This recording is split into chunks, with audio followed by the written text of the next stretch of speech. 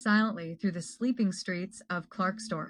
Inside, members of the Hawks' serious organized crime investigation unit sat poised, armed and ready. Their target, a man believed to be one of the province's most dangerous drug suppliers. Within minutes, the stillness of the morning was shattered.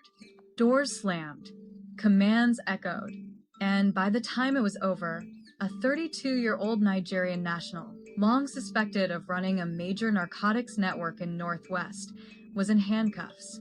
This wasn't just another routine arrest. According to officers on the ground, this was a statement, a direct hit against the web of drug trafficking, gang violence, and addiction that has gripped communities across the province for years. The suspect, whose identity is being withheld pending further investigation, was found in possession of what authorities describe as a substantial quantity of narcotics, including cocaine, methamphetamines, and precursor chemicals used for drug manufacturing. And it didn't happen by chance. According to Hawks spokesperson Captain Mado Moremi, the arrest was the culmination of weeks of surveillance, intelligence gathering, and coordination between multiple law enforcement divisions, including the Northwest Provincial Anti-Gang Unit and the Provincial Drugs Task Team.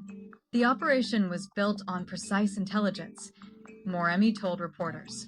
We have been monitoring this suspect for several weeks, tracking his movements and identifying his network. Today's arrest sends a clear message. South Africa's law enforcement agencies are united, and we are coming for those who believe they can poison our communities and get away with it. But behind the official statements lies a deeper, more complex reality, one that exposes just how entrenched the drug problem has become in small towns like Clarkstorp.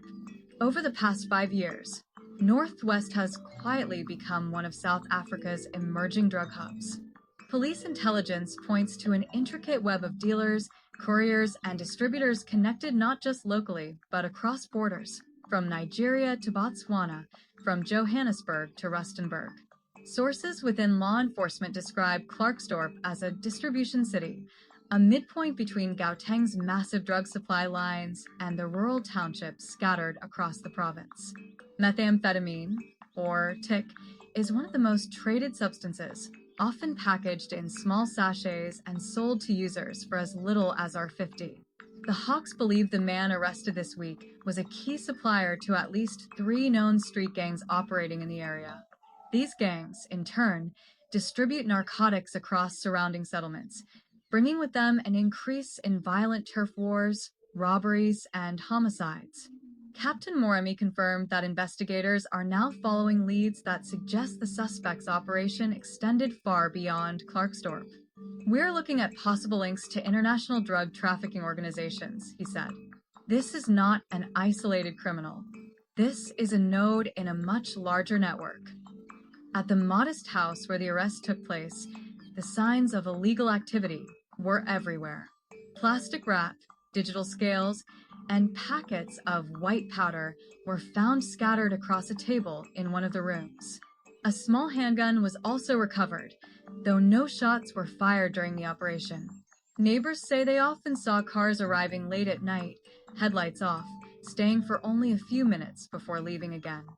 We always suspected something was happening there, said one local resident, Dandy Makona, who lives just 2 houses away. You'd hear loud music, sometimes people arguing. And then the next day, you'd find broken bottles outside, or young people hanging around. Drugs have destroyed so many lives here. I've seen kids as young as 13 smoking TIC. It's heartbreaking. For residents like Thandy, Wednesday morning's raid offered a rare glimmer of hope that maybe, just maybe, the tide could be turning. This arrest gives us hope, she said. Finally, the police are acting. Maybe now we can walk at night without fear. Maybe our children will stop disappearing into addiction. Clarkstorp, once a mining town known for its gold and industrial growth, has in recent years become a cautionary tale of economic decline and social decay. As the mines shut down and unemployment rose, drug use surged. Methamphetamine, cocaine, heroin, they became not just vices, but coping mechanisms in a community starved of opportunity. According to provincial data from the South African Police Service, drug-related arrests in the northwest have climbed by over 40% since 2020. Yet, the supply continues to grow, a sign that for every dealer taken down, another steps in to fill the void. Criminologist Professor Nthabising Mkubeli from the University of the Northwest says the problem is deeply systemic. Drug syndicates thrive where poverty, unemployment, and hopelessness collide, she explained. It's not just about the narcotics. It's about control, economic control, territorial control, and psychological control. These networks become institutions within communities. She adds that international syndicates, particularly those with roots in West Africa, have perfected their infiltration of small-town economies. They operate quietly, using legitimate businesses, salons, spa shops, logistics companies as fronts. By the time police catch up, they've already moved their operations or changed identities. The Hawks operation this week is part of a broader nationwide strategy targeting organized crime under what officials call Project Kanayasa, a multi-agency initiative designed to disrupt financial flows, seize assets, and prosecute high-level traffickers instead of just street-level dealers. Arresting the small fish doesn't change anything, said a senior officer familiar with the operation. You need to hit the infrastructure, the money, the supply chain, the logistics. That's what we're doing here.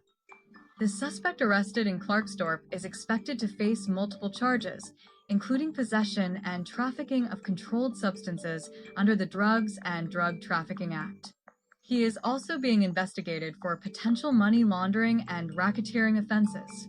He will appear in the Klerksdorp Magistrates Court within days, though authorities say more arrests are imminent as they move in on his alleged associates.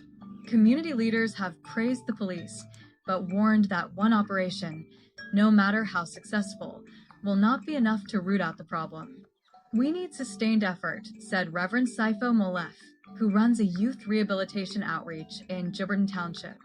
You can't just arrest one person and think it's over. These drugs come back. The next dealer will take his place if we don't fix the system. Molef's program, Youth Beyond Tick, has been helping addicts in the area for nearly 6 years.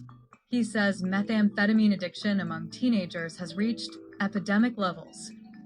When we ask these kids why they start, they tell us it's to forget hunger, to forget the stress at home, to escape reality, Molef said. And then they're trapped. The dealers know that once a child is hooked, they'll always come back. It's evil.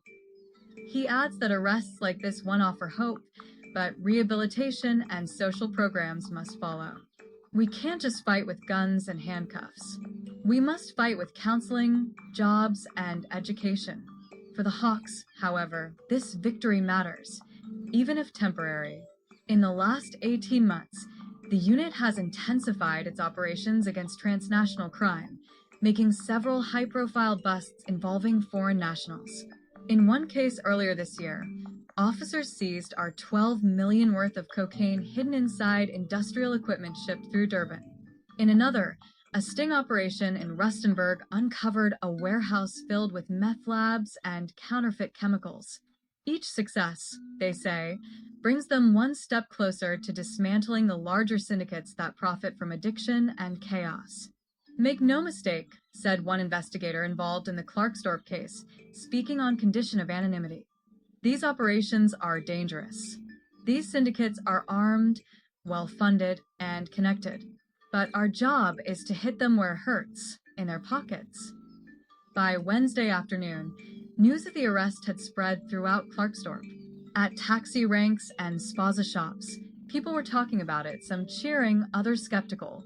They arrest these guys, and then next week he's out again on bail, muttered one commuter. We've seen it before. If the courts don't act, it means nothing.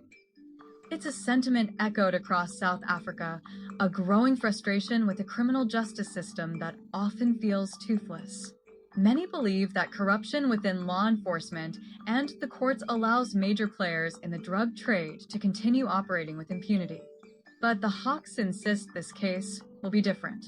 This is not a random raid, Captain Moremi emphasized. This is part of a coordinated, ongoing investigation with evidence, that will hold up in court. We are committed to seeing it through to conviction. As night fell on Wednesday, the house where the suspect was arrested remained cordoned off, guarded by armed officers as forensic teams cataloged evidence. Inside, every item, every piece of plastic, every note, every trace of powder could be the key to unlocking a network that stretches far beyond one city. For the people of Clarksdorp, the hope is that this operation marks a turning point, that the days of watching drugs destroy families, one addict at a time, may finally be numbered. But hope alone won't stop the next shipment, the next dealer, or the next overdose. Real change, residents say,